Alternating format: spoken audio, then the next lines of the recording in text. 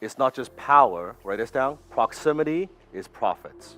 There's tremendous power in proximity because you would pick up different things. You just will. The way to shift your identity is not your willpower. Just like, oh, I don't want to go to the gym. I should go to the gym. Well, oh, I don't feel like going to the gym, but I should go to the gym. That's willpower. Your environment, write this down, is always more powerful than your willpower. So my whole life, I have been very selective. I want to put myself in the right environment with the right proximity. I don't want willpower. I don't trust my willpower. If I hang around with people that are good, I'll be good. I hang around with people that are bad, I'll be bad. Look at the group, the peer group that I had, right? And I look at, as I grow over the years, the proximity, the people that I have, it changes, right? First, 6-figure, I hang around with people that are 7-figure, right? 7-figure, hang around with 8-figure. This is, by the way, that's the formula. You're at 6-figure, hang around with people at 7. You're at 7, you hang around with people at 8. You're at 8, you hang around with people at 9. Because those people would pull you up. You will naturally pick up different level of ideas. Just through the proximity, you would shift your identity. The identity for me was like, these guys are not so smart, maybe I can do it too. And the minute I believed that, hey, maybe I could, it turns out I'm right. So the first thing, which you see a lot of questions you'll get today, is always this kind of question. And that tells you what you focus on. The lowest level is what to do. What do I need to do? What are the steps? Which, as a mentor, I get this all the time. What are the formulas? What are the scripts? What are the systems? What do I need to do? By the way, you notice the what? What kind of list does it create? To do or to be? To do. This creates long list of to do. And then a better question is how? Not just the steps, but give me the how. How do I actually do it? Show me how do I actually do something, right? So I could show you, okay, here's the recipe to bake a cake. Well, that's what to do, but how do you actually bake a cake, right? That's better. I go with who first. My business is not working. My team, who do I need to hire to solve this problem? My marketing is not working. Who do I need to hire to solve this problem? Who's got the answers? I'm not going to try to read 100 books to figure this out. My Facebook is not working. Who's the best Facebook guy I could talk to? Then what does he recommend? See, the what doesn't come from me. Because if the what comes from me, I would get the same results by definition. Because the result you're getting is from the what that you're doing right now. How could we come up with better what when that's not what we're getting? I need a different who to give me a different what. So it's who do I need to hire? Who do I need to talk to? But that's not how most people think. They think, what do I need to do? It's the first thing I think. Who? So as I go through this stage, right? And now my identity, right? You know, you have the dragon in the making, you have your red dragon, your black dragon, your dragon X infinity. My identity is a $1 billion dragon. I'm just waiting for my reality to catch up. And I can look you in the eyes, I'm so confident I'll get it. Why? Because my peer group from every single stage, from when I was doing just 6-figure, I hang around with people doing 7-figure, and the 7-figure I do hang around with 8-figure, right? And guess what? The people I hang around with, hundreds of millions, billions of dollars. It's my proximity. When I know that they're in my proximity, I can do this. Because I've done them my whole life. Might take a bit longer, it's okay, I got time. Money loves speed, write this down. Money loves speed, but wealth loves time. Right? Money loves speed, but wealth, compound interest, loves time. I got time. I'm not thinking about how to do something for like 20 million. No, I want a $1 billion company because I have the identity. So now I'm looking at a lot of things I do, like, does it fit this? If it doesn't, I don't want to touch. When someone pitches my idea, hey, Dan, we can do this and make $2 million.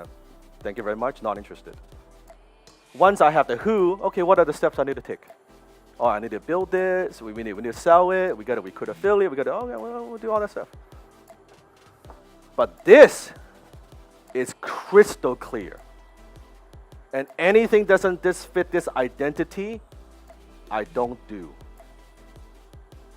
Any who in my life that doesn't fit this identity, I say no to. because they would drag me down.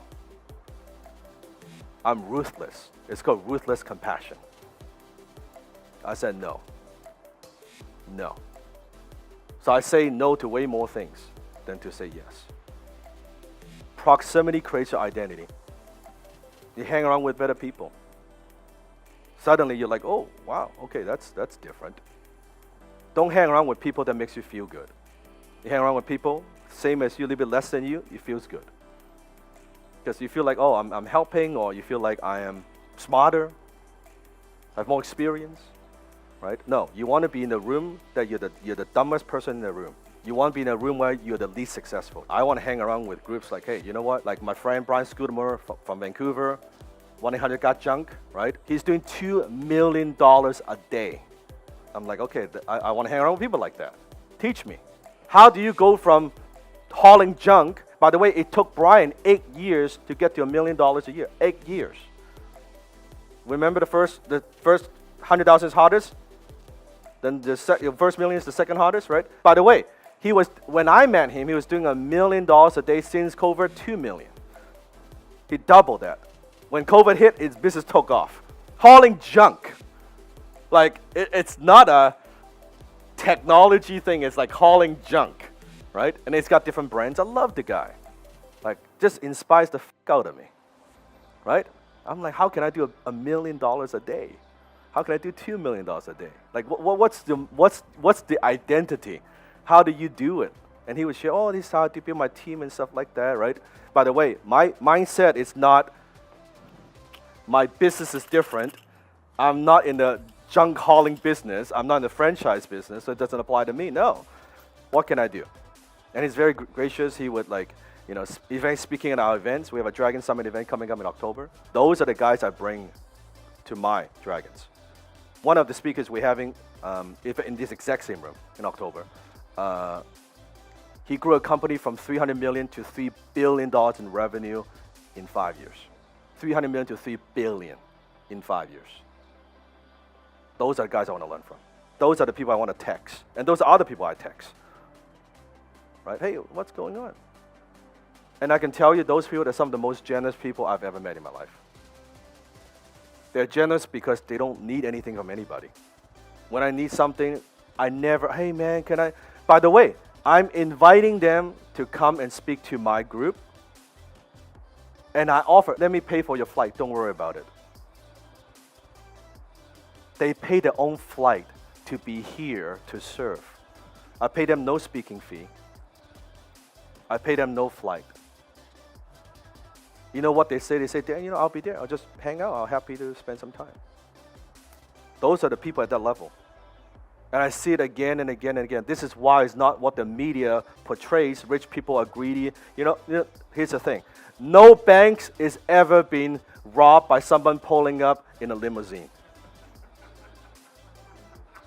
It doesn't happen, man. It doesn't happen. The people, who f*** me? The poor, the people who's got no money, the people who are desperate. Those are people who f*** me. The people who are rich, successful, doesn't happen. Now, I'm not saying there are no in that group. Yeah, they are. Just like that in this group as well. I find way better people in this group. The percentage is way higher. Way, way, way higher, right? They're generous, they're kind, they're nice, like they just give. Because they could give. Please write this down. You cannot give coming from a place of scarcity. You can only give coming from a place of abundance. When you don't have a lot, how can you give? You cannot give. You could only give when you have more than enough. You can only over-tip when you're like, hey, I can over-tip. $100 meal, I can over-tip $50. Why? Because you could. But if you're worried about paying the bills, can you do that? No. No. Now, that $50 doesn't make a huge difference in your life, but it makes a huge difference in the waiter's life. You could do that, and you'll feel good. It feels very good. This is why you need to invest. So, do you focus on the what? Do you focus on the how? Who? So, change the way you ask questions. And think about the way you ask questions even throughout today. Who? Lead with this. We have been conditioned to start with this. All the time. I know as I go through different things. What's the funnel? What are the steps? What's the script? This is all content. This is the easiest to get. This is what's hard.